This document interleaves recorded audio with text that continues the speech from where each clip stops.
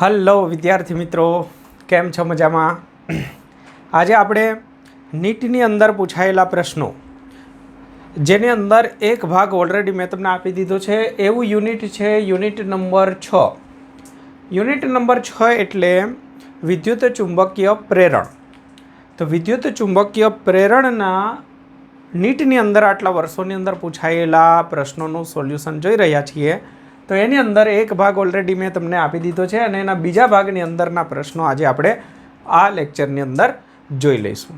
Okay, તો થઈ આવ તૈયાર. ફર્સ્ટ ક્વેશ્ચન છે તમારી સામે. યુનિટ ખબર પડી ગઈ ને? યુનિટ નંબર 6 એટલે વિદ્યુત ચુંબકીય પ્રેરણ. તો એને લગતો એક પ્રશ્ન છે કે એલ બરાબર 2 મિલી હેનરીનું આત્મપ્રેરકત્વ. તો આત્મપ્રેરકત્વ લખ્યું છે, એલ લખ્યું છે એટલે બહુ સ્પષ્ટ ક્લિયર થઈ જાય એવું છે. તો કોઈ કન્ફ્યુઝન નથી. એલ છે આપણને આપ્યો. આત્મપ્રેરકત્વ ધરાવતા ગુંચડામાં પસાર થતા પ્રવાહનું સમીકરણ આપ્યું છે. તો પ્રવાહનું સમીકરણ અહીંયા તમારી પાસે જે છે એ છે I = T² e−t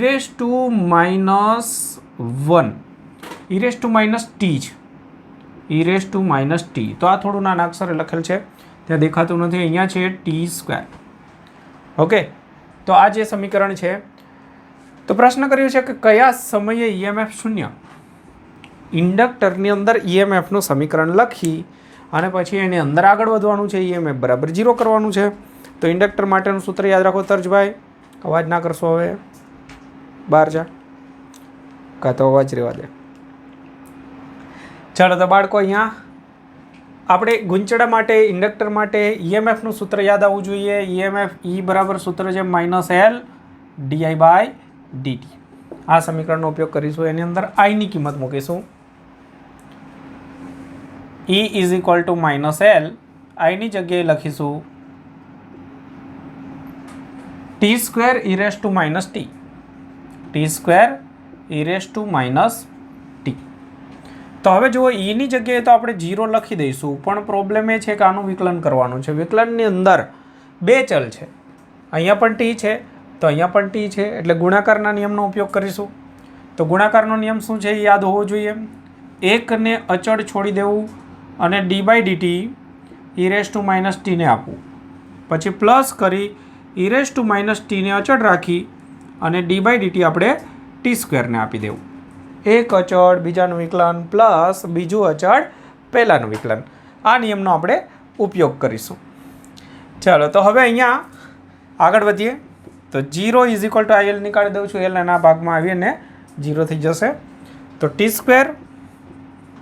પછી e⁻x નું યાદ કરો. e⁻x થાય તો e−t નું e−t ઘાતનું ફરીથી ઘાતમાં છે -t એટલે એનું થાય -1.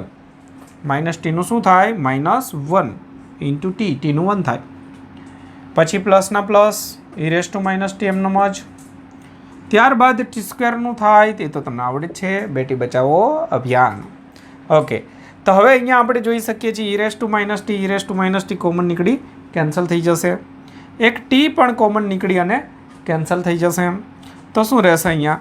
તો અહીંયા રહેશે 0 = t−2. તો આમના પરથી t = 2 સેકન્ડ એમનો આન્સર આવશે. બોલો, ક્લિયર છે? t = 2 second. ઓકે, ચાલો, તો આમાં દેખાય છે આટલે સુધીનું બધું કમ્પ્લીટ. ઓકે, તો ક્લિયર થઈ જાય એવું છે. ઓકે, તો મિત્રો દેખાય છે, લખી લો. પછી આપણે નેક્સ્ટ ક્વેશ્ચનની અંદર જઈએ છીએ. ચલો, નેક્સ્ટ ક્વેશ્ચનની રકમ તમારી સામે રાખું છું.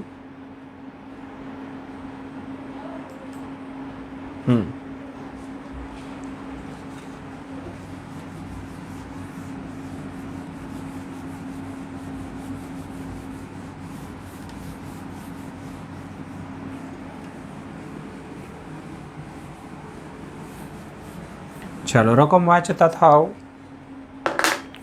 શું છે માહિતી જુઓ. 2 મિલી હેનરી અને 8 મિલી હેનરી આત્મપ્રેરકત્વ ધરાવતા બે ગુંચડાઓને એકબીજાની પાસે ગોઠવેલા છે. બે ગુંચડાઓના આત્મપ્રેરકત્વ આપી દીધા છે અને બાજુમાં ગોઠવી દીધેલા છે. જેથી એક ગુંચડાનું પરિણામી ફ્લક્સ એ બીજા ગુંચડા સાથે સંકળાયેલ રહે તો આ તંત્રનું અન્યોન્ય પ્રેરણ કેટલું હશે? ઓકે, તો આ જનરલી ટેક્સની અંદર ન હોય એવી બાબત છે. બે ગુંચડાઓને એકબીજાની બાજુમાં રાખી દેવામાં આવે ત્યારે અન્યોન્ય પ્રેરકત્વ શોધવાનું કહ્યું છે.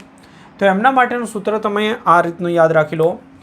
અન્યોન્ય પ્રેરકત્વ m બરાબર અંડર રૂટની અંદર આપણને જે 2l આપ્યા છે તે બંને ગુંચડા માટે. જો બંનેનું ફ્લક્સ એકબીજા સાથે સંકળાયેલું હોય, પાસેની ગોઠવણી એવી હોય કે એકનું ફ્લક્સ ટોટલી બીજા સાથે સંકળાય, બીજાનું ફ્લક્સ ટોટલી પહેલા સાથે સંકળાય, તો એમના માટેનું આ સમીકરણ યાદ રાખી દેવાનું છે. તો એલની જગ્યાએ આપણે 2 અને 8 મિલી હેનરીની અંદર, તો 2 10⁻3 ઘાત, 8 10⁻3 ઘાત. તો સમજી શકો છો, રૂટ નીકાળીશું એટલે એક વખત 10⁻3 ઘાત રહેશે, અહીંયા 16 છે એટલે 4 રહેશે. તો 4 10⁻3 ઘાત એટલે કે 4 મિલી હેનરીનું અન્યોન્ય પ્રેરકત્વ એમનું બનશે. તો ચલો ડી ઓપ્શન બનશે, તો લખી લેજો. બોલો ભાઈ. જો મિત્રો, નેક્સ્ટ ક્વેશ્ચન છે તમારી સામે. સિમ્પલ ક્વેશ્ચન છે. આ ચેપ્ટરની અંદર તમે જોયું, પાર્ટ 1ની અંદર પણ જોયું હશે કે પ્રશ્ન અઘરા નથી, પ્રશ્ન ઘણા સહેલા છે. એકને એક વસ્તુ ઘણી વખત રિપીટ થાય છે. બેઝિક સમીકરણ જો તમે થોડા જાણી લો છો તો આ ચેપ્ટરના MCQ એકદમ સહેલા પૂછાતા હોય છે. તો જો એક લાંબો સોલેનોઇડ 500 આટા ધરાવે છે, તો ભલે ધરાવે, આપણને એનાથી કોઈ વાંધો નથી.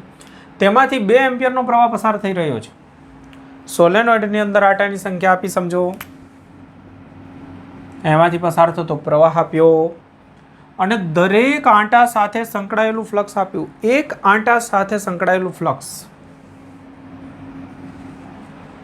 તો પ્રશ્ન કર્યો કે આત્મપ્રેરકત્વ શોધો. તો આ તો બહુ સહેલો પ્રશ્ન છે. આત્મપ્રેરકત્વની બેઝિક ડેફિનેશન ખબર હોય કે આત્મપ્રેરકત્વ L જે છે એ કુલ ફ્લક્સ. યાદ રાખો, ઘણા બધા પ્રશ્નો છે આમના. કુલ ફ્લક્સ અને ભાગાકારની અંદર પ્રવાહ. વ્યાખ્યાત કરો. એકમ પ્રવાહ દીઠ ગુંચડા સાથે સંકળાયેલા કુલ ફ્લક્સને આત્મપ્રેરકત્વ કહે છે. તો અહીંયા કુલ ફ્લક્સ માટે એક આંટા સાથેનું ફ્લક્સ ગુણાકારની અંદર આંટાની સંખ્યા કરવી પડશે. તો અહીંયા થઈ જશે ભાગાકારની અંદર પ્રવાહ. ઓકે, હા, એ તો કરીશ. હા, તો જુઓ, n એટલે આંટાની સંખ્યા. તો આંટાની સંખ્યા કેટલી છે? 500 ઇન્ટુ એક આંટા સાથે સંકળાયેલ ફ્લક્સ છે 4 × 10⁻³ અને પ્રવાહ આપ્યો છે 2 એમ્પિયરનો પ્રવાહ. તો શું થશે? 2 કેન્સલ કરીએ એટલે એ 2 રહેશે, અહીંયા 1000 થશે, 1000 આની સાથે કેન્સલ થઈ જશે. તો જવાબ રહેશે 1 હેનરી. પૂરો થઈ ગયો. ક્લિયર? ચલો લખી લો.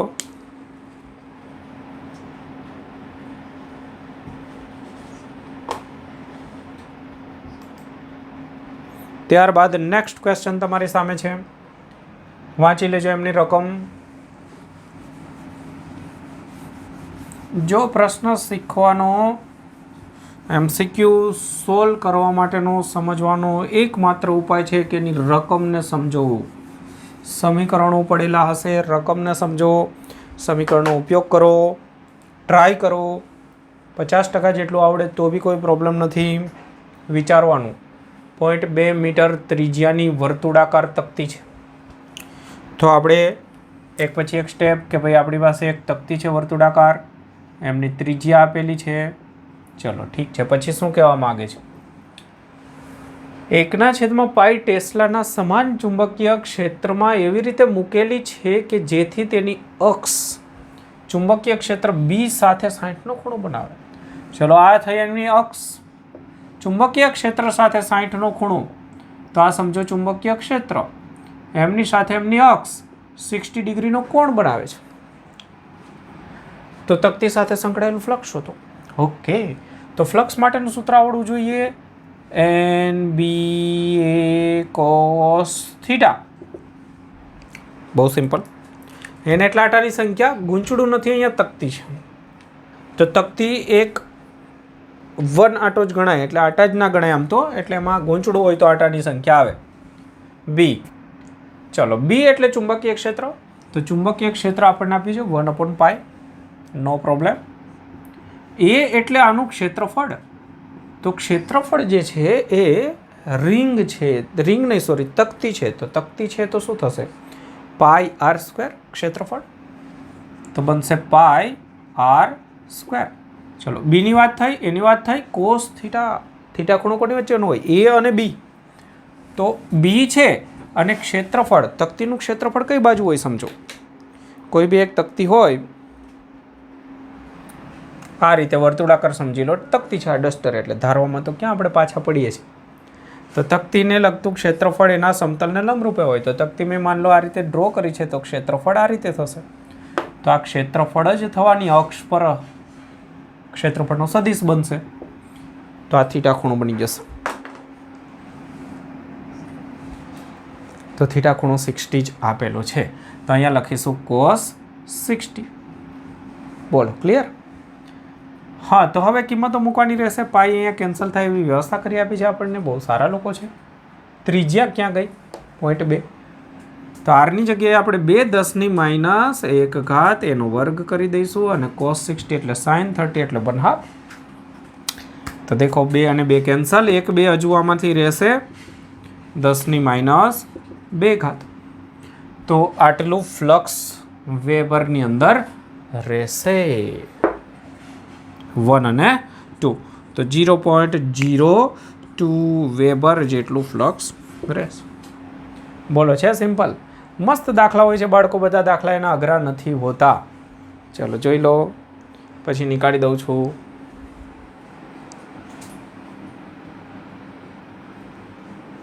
તો જો બાળકો નેક્સ્ટ ક્વેશ્ચનની માહિતી વાંચતા થાવ.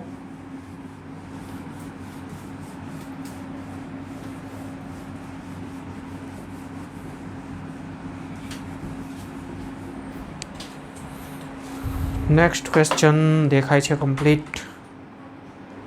ઓકે, તો જો અહીંયા લખ્યું છે એક લંબચોરસ, એક ચોરસ, એક વર્તુળ અને એક લંબવૃત્તીય રિંગ XY સમતલમાં આવેલી છે.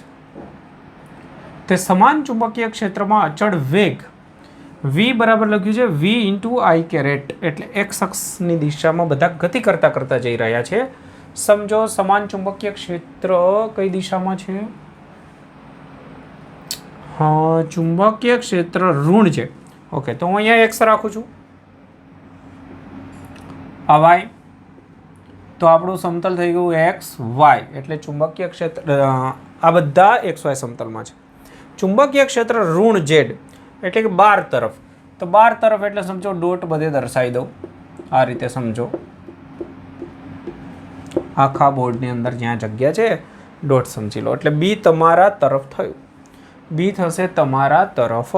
ઓકે, હવે આની અંદર સમજો કે એમાંથી એક લંબચોરસ, એક ચોરસ, એક વર્તુળ, તો આ રીતનું સમતલ બધે સમજી લો. XY અહીંયા બી છે, અહીંયા બી છે, એટલે આ હું રાખતો નથી. XY સમતલ આપણે એક ચોરસની જરૂરિયાત છે, એક લંબચોરસ છે, પછી એક વર્તુળ છે અને એક લંબગોળાકાર છે. સમજો આ રીતે. હવે શું કહે છે? ચુંબકીય ક્ષેત્રમાંથી બધા બહાર આવી રહ્યા છે. બધાને પસંદ નહીં ચુંબકીય ક્ષેત્ર, તો માની લો કે આટલા સુધી છે ચુંબકીય ક્ષેત્ર, આમાંથી બહાર આવી રહ્યું છે, આ રીતે અહીંયાથી બહાર આવી રહ્યું છે. બધા એક લાઈન પર સમજી લો પહેલાં, અને પછી ત્યાંથી બધા બહાર આવી રહ્યા છે. આ પણ માની લો કે અહીંયા સુધી ચુંબકીય ક્ષેત્ર છે, હવે બહાર નીકળી રહ્યું છે. ક્ષેત્રની બહાર બધા નીકળી રહ્યા છે. તો એ વખતે એવું કહ્યું કે ત્યારે ખાલી જગ્યામાં પ્રેરિત EMF અચળ નથી. તો પહેલું તો આપણે એ સમજવું પડે કે પ્રેરિત EMF બધામાં થશે કે નહીં. તો જો પ્રેરિત EMF ફેરેડેની અંદર શીખ્યા આપણે, બહુ બધી વખત શીખ્યા કે આની સાથે સંકળાયેલ ફ્લક્સમાં ફેરફાર થશે તો EMF પ્રેરિત થશે. તો જો અત્યારે ફ્લક્સ છે સમજો, હવે બહાર નીકળશે એટલે ધીમે ધીમે અહીંયા ફ્લક્સ નથી એવું સમજી લો, આ બાજુ નથી, આ બાજુ છે. તો બહાર નીકળશે એટલે ફ્લક્સ ઘટશે, બધામાં ઘટાડો થવાનો, બધા બહાર નીકળી રહ્યા છે, બધાની અંદર ઘટાડો થશે જ. ઓકે, બધામાં ઘટાડો થવાનો જ છે, તો બધામાં ઈએમએફ ઉત્પન્ન થશે, કેમ કે વધારો થાય કે ઘટાડો થાય ઈએમએફ ઉત્પન્ન થાય. તો જો આમાં પણ થશે, આમાં પણ થશે, આમાં પણ થશે, ચારે ચારમાં થશે. પણ પ્રેરિત ઈએમએફ અચળ શેમાં રહેશે?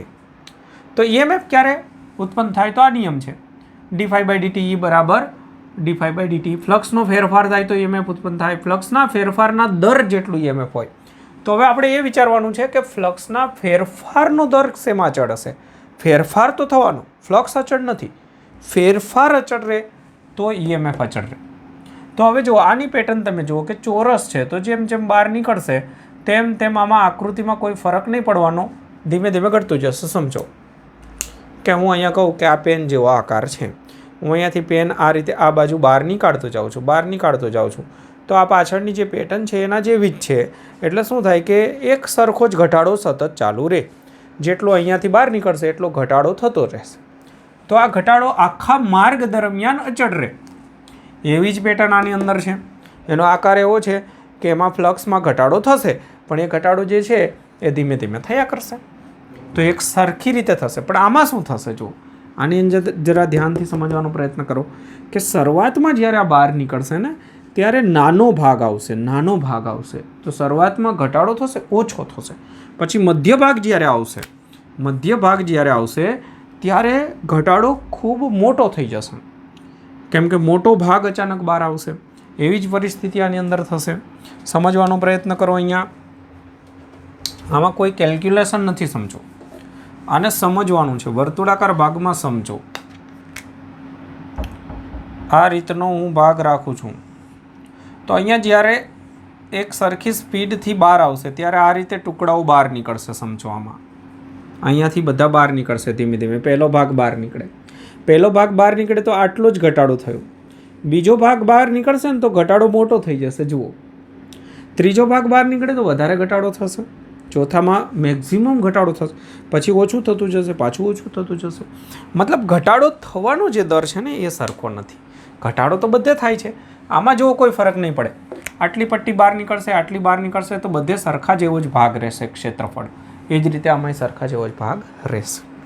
તો કહેવાનો મતલબ ક્યાં અચળ રહેશે? આ બંનેમાં અચળ રહેશે, અને આ બાકીના બે જે હતા એની અંદર અચળ રહેશે નહીં. તો લંબચોરસ, વર્તુળ અને લંબવૃત્તિ રિંગ ત્રણે ત્રણમાં અચળ રહેશે એવું નહીં થાય. વર્તુળવાળામાં નહીં રહે. આમાં પ્રેરિત ઈએમએફ અચળ રહેશે નહીં. લંબવૃત્તિ રિંગમાં નહીં. ચારમાંથી ગમે તે લૂપમાં નહીં. તો શેમાં અચળ? અચ્છા, નથી પૂછ્યું છે. ઓકે, તો અચળ નથી પૂછ્યું છે તો વર્તુળ અને લંબવૃત્તિમાં, વર્તુળ અને લંબવૃત્તિ રિંગમાં અચળ રહેશે નહીં, અને બાકીના બંનેમાં અચળ રહેશે. અહીંયા નથી શબ્દ છે. ઓકે, ચાલો, તો આટલા સુધીનું જોઈ લો. ત્યારબાદ આપણે નેક્સ્ટ ક્વેશ્ચનની અંદર જઈએ. તો આટલો વાંચો. હવે નવો પ્રશ્ન છે તમારી સામે, એની માહિતી વાંચી લો.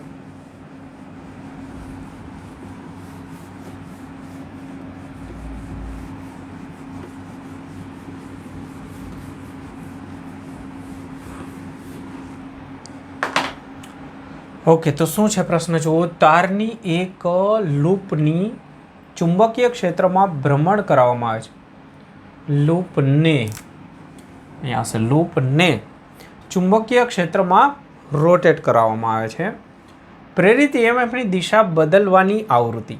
ઓકે, તો આ સિમ્પલ લોજિકવાળો પ્રશ્ન છે કે જ્યારે તમે ગૂંચળું હોય એને ભ્રમણ કરાવડાવો તો ઉત્પન્ન થતું ઈએમએફ એટલે જનરેટરનો સિદ્ધાંત સમજી લો. ઈ અથવા તો વી બરાબર થશે વી મેક્ઝિમમ કોસ ઓમેગા ટી. આ ચેપ્ટરમાં આપણે શીખી ગયા ને. ટૂંકમાં લખો તો અહીંયા કોસ અથવા સાઇન વિધેય આવશે. ચલો, ના ખ્યાલ હોય તો ફ્લક્સનું સૂત્ર NBA કોસ ઓમેગા ટી, થીટાની જગ્યાએ ઓમેગા ટી. આનું વિકલન કરો એટલે d∅dt એટલે ઈ મળી જશે, તો માઇનસની અંદર. તો NBA કોસનું થશે minus sine omega T into omega. શું કર્યું મેં ભાઈ? ખબર પડે છે કે નહીં? આવું બધું શીખી ગયા. તો ઈએમએફ બરાબર આ સૂત્ર મળશે. માઇનસ માઇનસ પ્લસ કરી દો. તો તમને જે સમીકરણ મળશે એ મળશે NBA sin ઓમેગા ટી. આટલાને મહત્તમ કહી દો, તો ટૂંકમાં લખવું હોય તો VM sin ઓમેગા ટી. તો આ સમીકરણ મતલબ કહેવા માગે છે કે વોલ્ટેજ જે મળશે આપણને એ સાઇન વિધેય અનુસાર મળશે.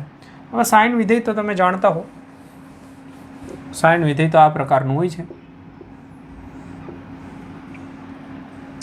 તો અડધા ચક્ર દરમિયાન વોલ્ટેજ ધન રહે, એક છેડો તો બીજો છેડો ઋણ રહેશે. તો તમે જુઓ, અડધા ચક્રએ અડધું ચક્ર થશે ત્યારે બદલાઈ જશે, ઈએમએફની ડાયરેક્શન બદલાઈ જશે. તો એક પરિભ્રમણની અંદર 2 વખત બદલાશે.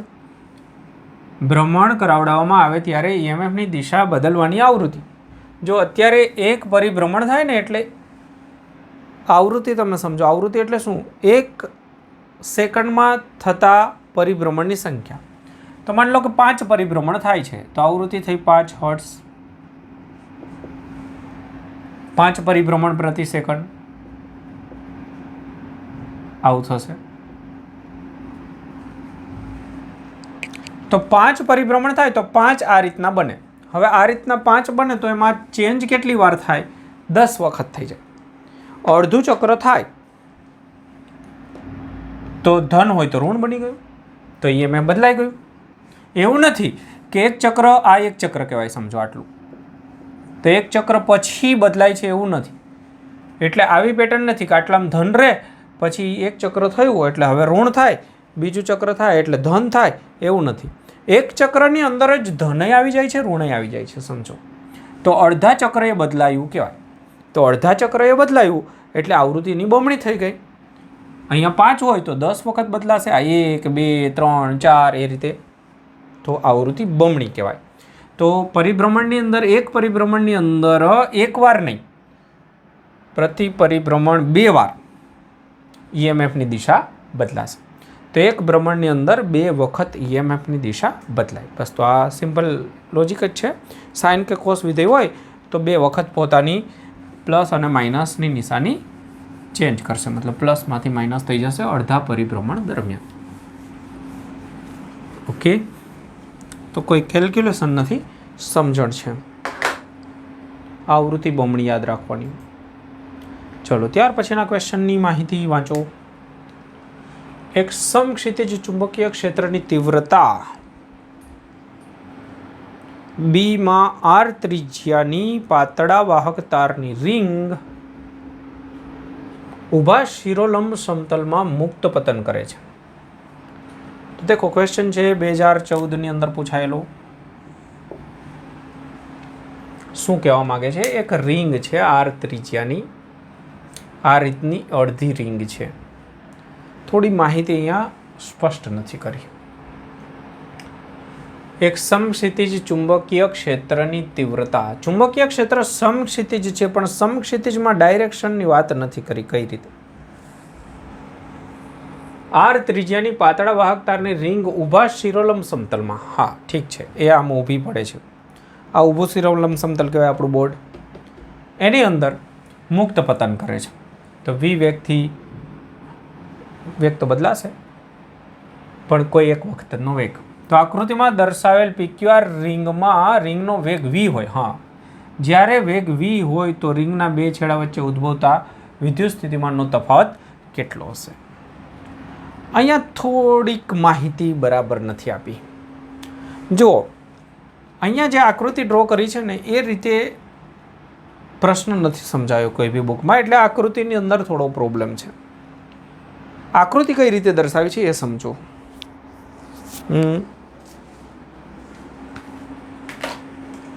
અત્યારની જે આકૃતિ છે સમજો કે આ બોર્ડ જે છે આપણું, એમાં ચુંબકીય ક્ષેત્ર આ રીતે છે અને આ રિંગ જે છે, રિંગને હું આ રીતે ગણી લઉં. હા, એરો આમ થશે તો આ રિંગ આમ પડે છે એવી વાત ચાલી રહી છે. પણ એ રીતે જો રિંગ પડે તો ચુંબકીય ક્ષેત્રને કટ નહીં કરે ભાઈ. આ રીતે રિંગ જે છે એને હું સીધો તાર ગણી લઉં કદાચ, તો આ રીતે તો બીને સમાંતર સમાંતર ચાલ્યો આવશે, તો બીને કટ નહીં કરે. આ રિંગ જે છે ને આમ હોવી જોઈએ આડી, કાં તો ચુંબકીય ક્ષેત્ર આમ હોવું જોઈએ, સમક્ષિતિજ ગમે ત્યાં ચાલે, ચુંબકીય ક્ષેત્ર આમ છે સમજો. પણ હું હવે તાર જો આ રીતે પસાર કરીશ ને રિંગ, તો આમાંથી પસાર થઈ જશે, એટલે આમ હોવું જોઈએ આ રીતે. તો એક્ઝેક્ટલી આની જે ફિગર છે એ થોડી કન્ફ્યુઝ કરે છે. તો આ રિંગને તમે આ રીતે સમજો.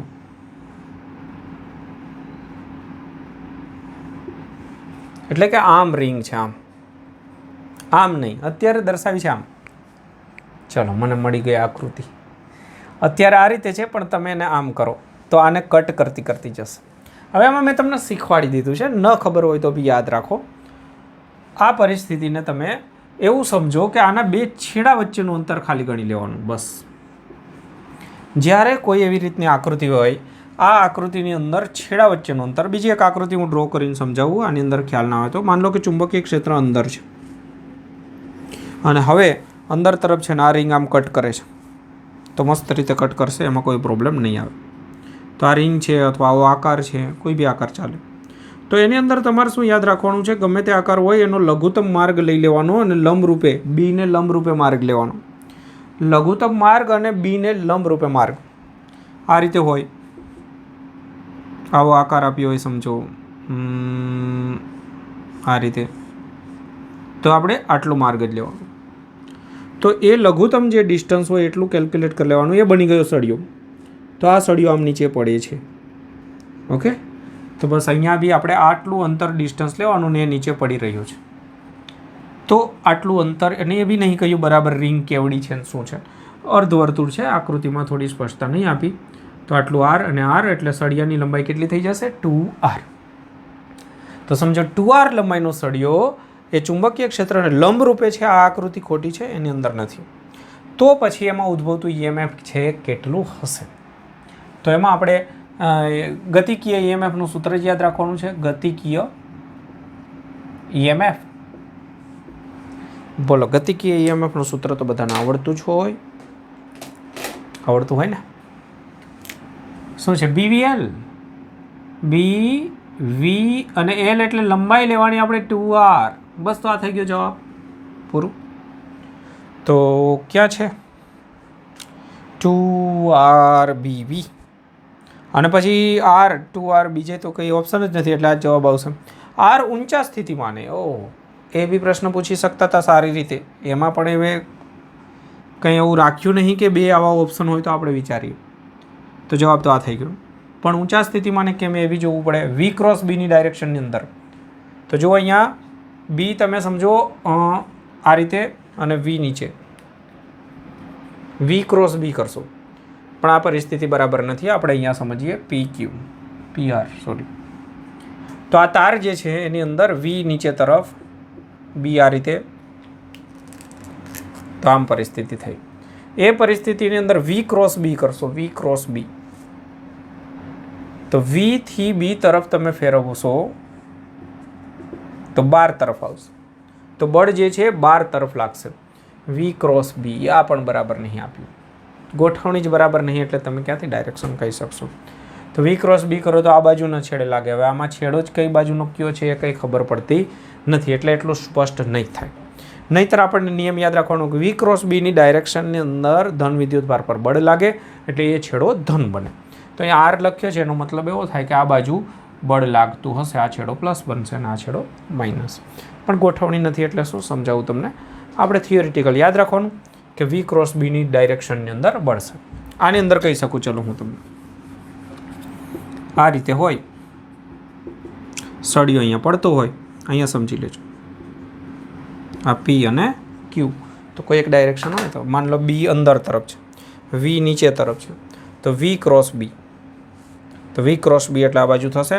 તો ધન વિદ્યુતભાર પર બળ લાગે આ રીતે. તો આ છેડો એક ધન બને ને એક છેડો ઋણ બની જાય. બસ, ક્લિયર? ઓકે, તો ચલો આગળનો ક્વેશ્ચન કરું છું.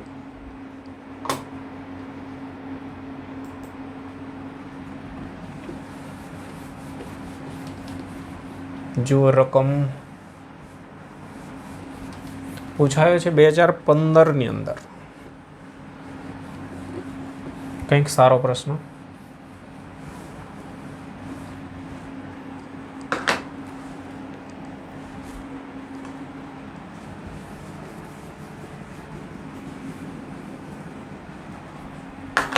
જો શું છે માહિતી.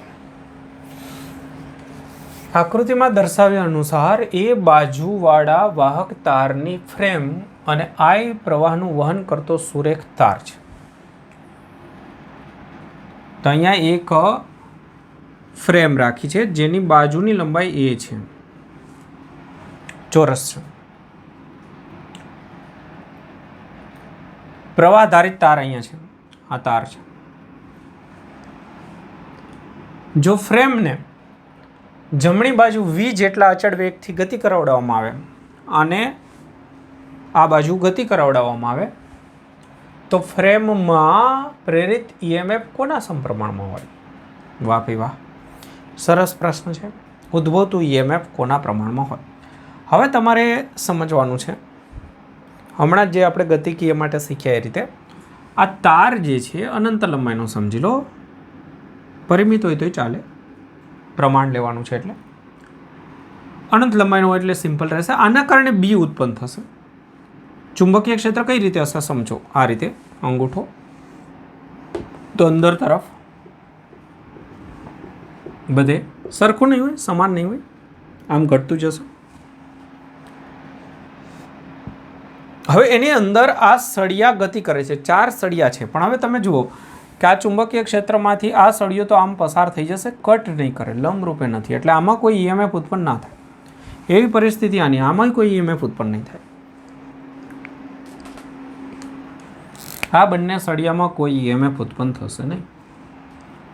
આ સળિયો જે છે ને એમાં EMF ઉત્પન્ન થશે, કારણ કે ચુંબકીય ક્ષેત્ર અંદર આ રીતે અને સળિયો અહીંયાથી આ તાર આમ ગતિ કરતાં કરતાં જશે તો કટ કરશે, એટલે આ બેટરી બની જશે. તો એની અંદર બેટરીની અંદર એક છેડો પ્લસ બનશે, એક માઇનસ. ચલો V ક્રોસ B આમાં સમજાવી શકું છું હું તમને. તો B માન લો અંદર તરફ છે, V આ બાજુ જાય છે, આ રીતની પરિસ્થિતિ. V ક્રોસ B, V થી B તરફ તો બળ આ બાજુ લાગશે ધન વિદ્યુત ભાર પર. કઈ રીતે યાદ છે ને?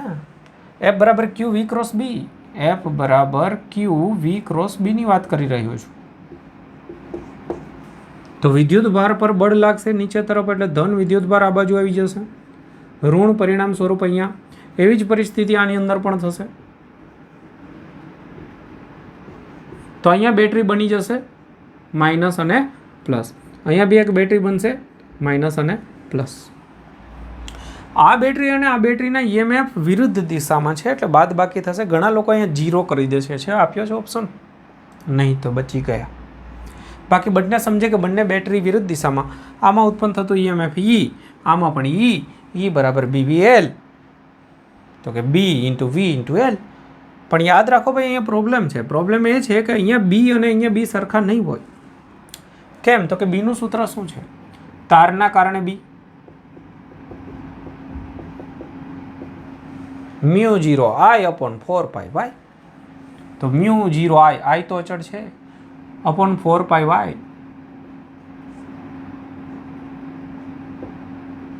ટુ પાઈ y અનંત લઈ લઉં. μ0 I upon 2 pi y. તો અહીંયા B ચલે છે 1 upon y. y એટલે ડિસ્ટન્સ, તારથી ડિસ્ટન્સ. તો પહેલા માટે ડિસ્ટન્સ છે x માઇનસ a/2.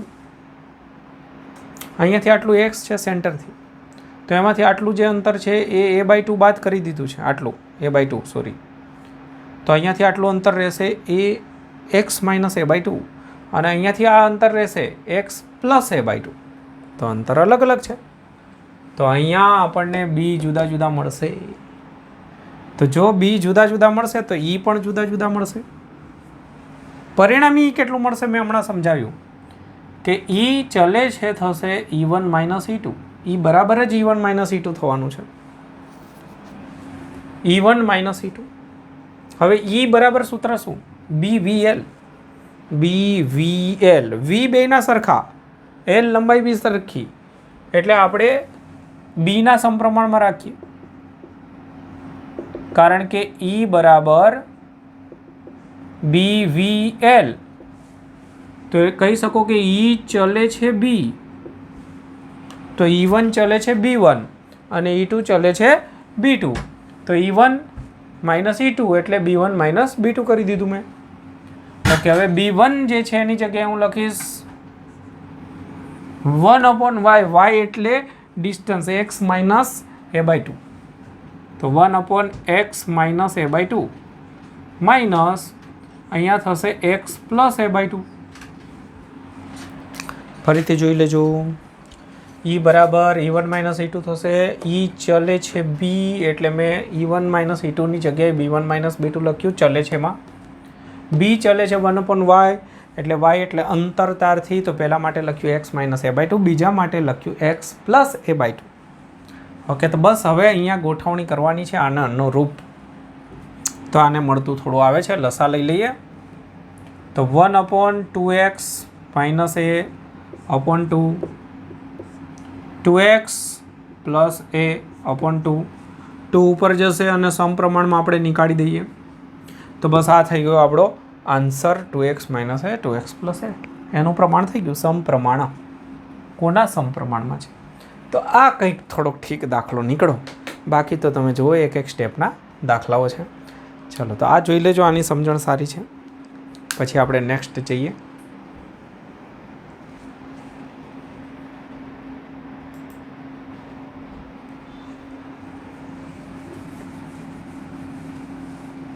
રકમ જુઓ.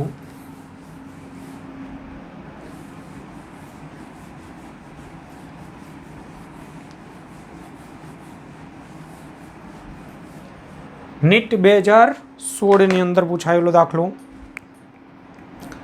તો જુઓ, એની અંદર 1000 આંટા ધરાવતા લાંબા સોલેનોઇડમાંથી 4 એમ્પિયરનો પ્રવાહ પસાર કરતા આંટાની સંખ્યા આપી છે, પ્રવાહ આપ્યો છે, ચુંબકીય ફ્લક્સ આપી દીધું છે. તો સોલેનોઇડનું આત્મપ્રેરકત્વ જણાવવું. બસ હમણાં જ ગણી ગયા ભાઈ, કાંઈ જણાવવાની બહુ જરૂર નહીં. એલ બરાબર કુલ ફ્લક્સ ભાગાકારની અંદર પ્રવાહ, આંટાની સંખ્યા 1000, એક આંટા સાથે ફ્લક્સ આપ્યું હશે, દરેક આંટા માટે 4×10⁻³ 3 ઓકે, ભાગાકારની અંદર 4 એમ્પિયર. ઓકે, તો અહીંયા 4 અને 4 કેન્સલ, 10⁻⁶. ઓકે, તો અહીંયા કંઈક ભૂલ હશે, કાં તો ત્યાં મિલી એમ્પિયર હશે અને કાં તો અહીંયા 10⁻³ હશે. તો હું ચેક કરી લઉં છું, કંઈક નાની ભૂલ હશે.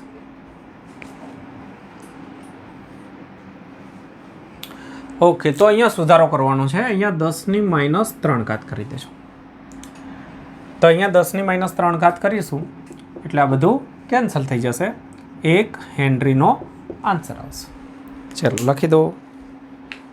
સિમ્પલ હમણાં ગણી ગયા છે. જો આવા પૂછાય, એક ને એક વસ્તુ રિપીટ થાય છે ઘણી વખત. તો આ રકમ જુઓ, રકમ જોઈને કંઈ યાદ આવે છે? કુછ યાદ આ રહા હે કે નહીં? ટેક્સનો જ દાખલો છે ભાઈ, ટેક્સનો જ જાણીતો દાખલો છે. એક air core solenoid, simple solenoid સમજો, સાથે શ્રેણીમાં જોડેલ બલ્બ એક એસી ઉદ્ગમથી પ્રજ્વલિત થાય છે. એસી ઉદ્ગમ અહીં આપી દીધું છે, એક સોલેનોઇડ રાખ્યું છે, અહીંયા બલ્બ રાખેલ છે. જો સોલેનોઇડમાં એક નરમ લોખંડની કોર દાખલ કરવામાં આવે, નરમ લોખંડ દાખલ કરવામાં આવે સોલેનોઇડની અંદર, તો બલ્બ પ્રજ્વલિત થવાનું બંધ થશે, બલ્બ વધારે તેજસ્વી બનશે, પ્રજ્વલિત થશે, બલ્બની તેજસ્વીતામાં કોઈ ફરક નહીં પડે, બલ્બ હવે મંદ એટલે કે ડીમ થઈ જશે. તો ટેક્સમાં છે જ.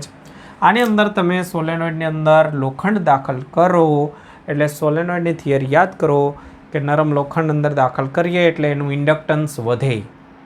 મતલબ તમે પરિપથના ફિઝિકલ પેરામીટરમાં ચેન્જીસ કર્યો છે. અહીંયા એલ ચેન્જ કરી નાખ્યું છે, તમે સમજો. એલની અંદર વધારો કરી દીધો છે. આ નીકાળીને બીજું એલ લાવ્યા છો, એના જેવું થઈ ગયું, નવું ઇન્ડક્ટર લાવ્યા છો. કેમ?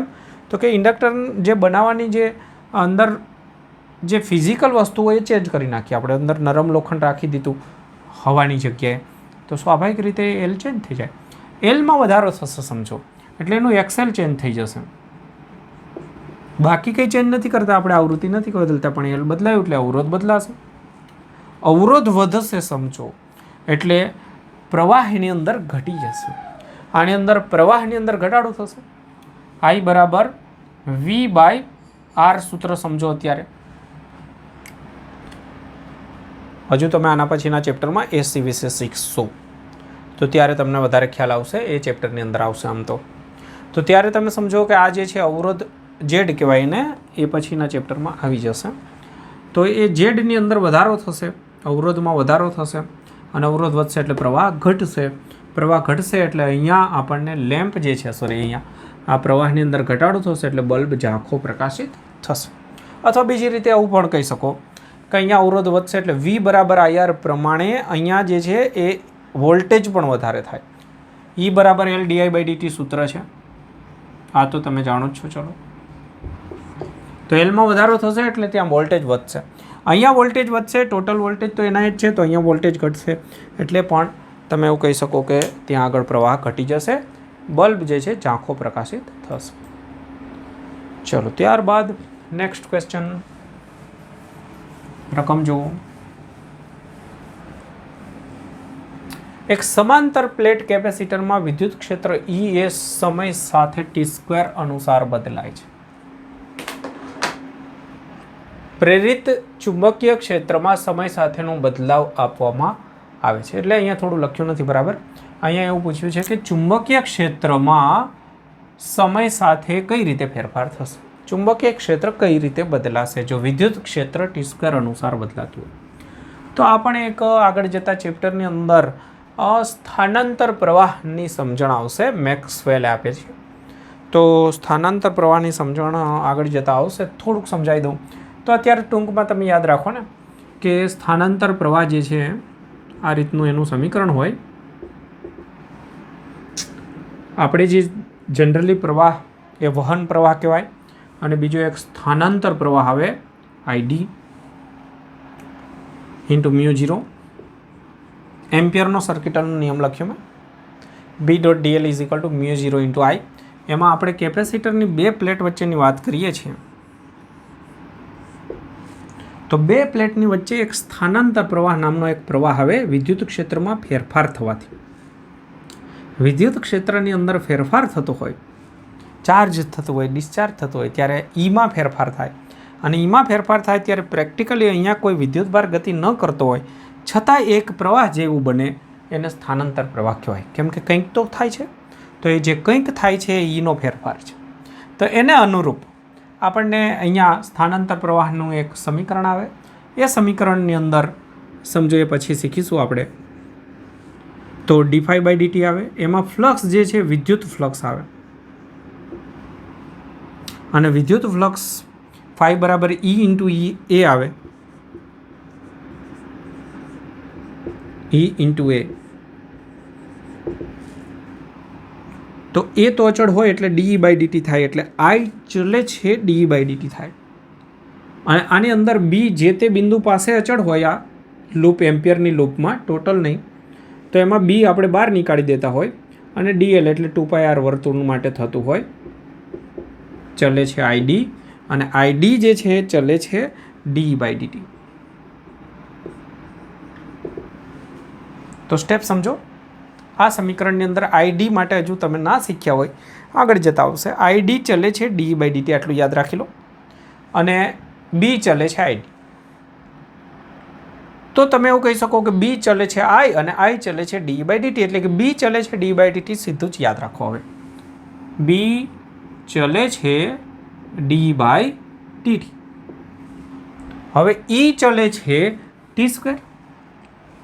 તો હું Eની જગ્યાએ કોઈક સમજો અચળાંક લઈને બી તમે સમજી શકો છો, KT². વિકલન કરીએ, કે અચળ લઈ લો, અચળને સમપ્રમાણ છે એટલે ના લખો તો ચાલે. તો t² નું શું થાય 2t, 2 પણ અચળ છે એટલે ના લખો તો ચાલે. તો B એટલે ચુંબકીય ક્ષેત્ર સમય સાથે સમપ્રમાણમાં બદલાશે. જ્યારે E જે છે સ્ક્વેરના પ્રમાણમાં બદલાતું હોય, ત્યારે B જે છે એ સમપ્રમાણમાં બદલાશે. તો આ એક અગત્યની વસ્તુ છે, પણ આમાંથી અમુક વસ્તુની સમજણ પડશે, અમુક નહીં ખબર પડે આટલામાંથી બહુ બધી, તો તમારે સીધું આટલું યાદ રાખી દેવાનું છે હાલના લેવલે. ઓકે, ચલો નેક્સ્ટ ક્વેશ્ચન તમારી સામે કંઈક છે, જેની માહિતી વાંચી લઉં.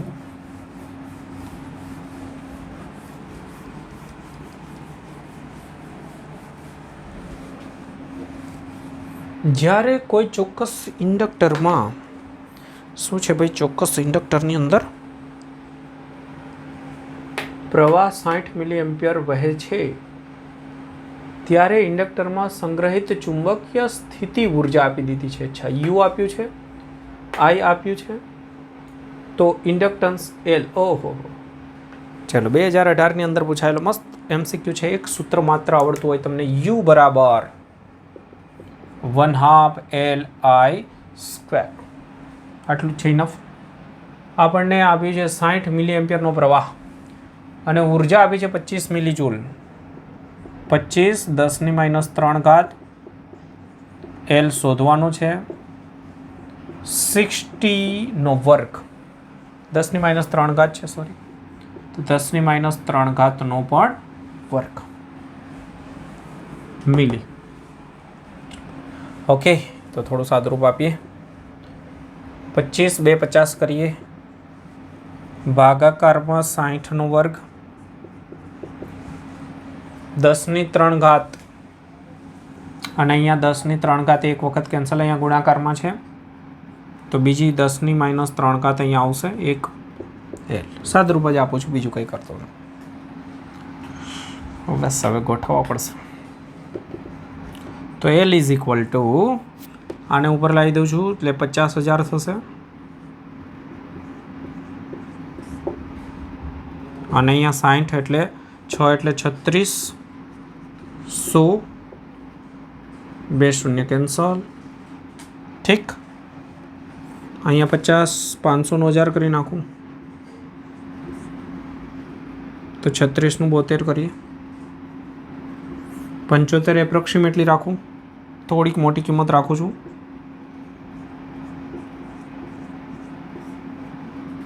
75 ગણી લઉં તો 25 ગુણાકારની અંદર 3, 25 400 તો 40 રહેશે, ભાગાકારમાં 3 તો અહીંયા 1.33 એટલે 13.333.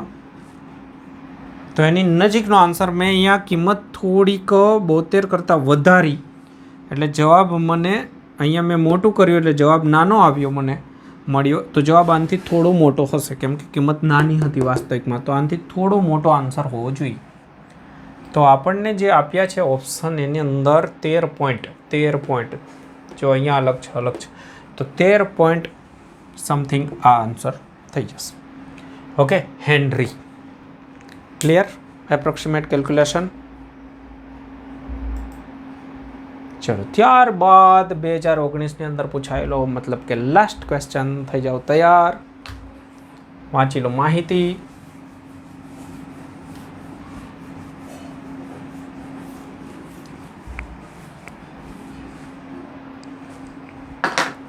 ઓકે, તો બાળકો 8 વાહક આરા ધરાવતું 2 મીટર ત્રિજ્યાવાળું એક પૈડું પોતાની ભૌમિતિક અક્ષને અનુલક્ષીને 0.2 ટેસ્લા જેટલા સમાન ચુંબકીય ક્ષેત્રને પોતાનું સમતલ લંબ રહે. ઓકે, તો આ તો દાખલો છે તો આપણો કે આરાવાળું પૈડું આ રીતે ફરતું હોય, ચુંબકીય ક્ષેત્રને લંબ રૂપે કટ કરતું હોય, તો આના તો ઘણા દાખલા આવેલા છે. 10 રેડિયન પર સેકન્ડ જેટલા કોણીય વેગથી ભ્રમણ કરે છે તો પૈડાના કેન્દ્ર અને પૈડાની ધાર વચ્ચે ઉદ્ભવતું EMF કેટલું હશે? બધા જ આરાઓ કેન્દ્ર પાસે ભેગા મળે છે. ઓકે, તો આ સિમ્પલ પરિસ્થિતિ છે.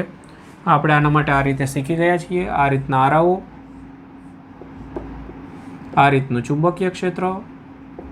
તો આરો જે છે ચુંબકીય ક્ષેત્રની અંદર કટ કરતો જશે. તો આનું સમીકરણ સીધું જ યાદ રાખો. ઉદ્ભવતું EMF બરાબર 1/2 BΩR². આ સીધો એમનો આન્સર હતો. હવે અહીંયા ખાસ ધ્યાન રાખવાનું કે 8 આરાઓ જે છે એ કન્ફ્યુઝ ના કરી દે. આરા ગમે તેટલા હોય, આપણે આ જ સૂત્ર આવશે. આરાની સંખ્યાથી કોઈ મતલબ નથી. બધી બેટરી બને એ સમાંતરમાં બને, સમાંતરમાં વોલ્ટેજ સરખા હોય, આવું કંઈક શીખ્યા છીએ આપણે. તો બસ આ સમીકરણમાં બી એટલે ચુંબકીય ક્ષેત્ર 0.2, ઓમેગા એટલે સ્પીડ, કોણી ઝડપ 10 રેડિયન પર સેકન્ડમાં જ આપી છે તો કોઈ પ્રોબ્લેમ નથી. આર એટલે ત્રિજ્યા 2 મીટર, બસ કિંમતો મૂકી દીધી મેં.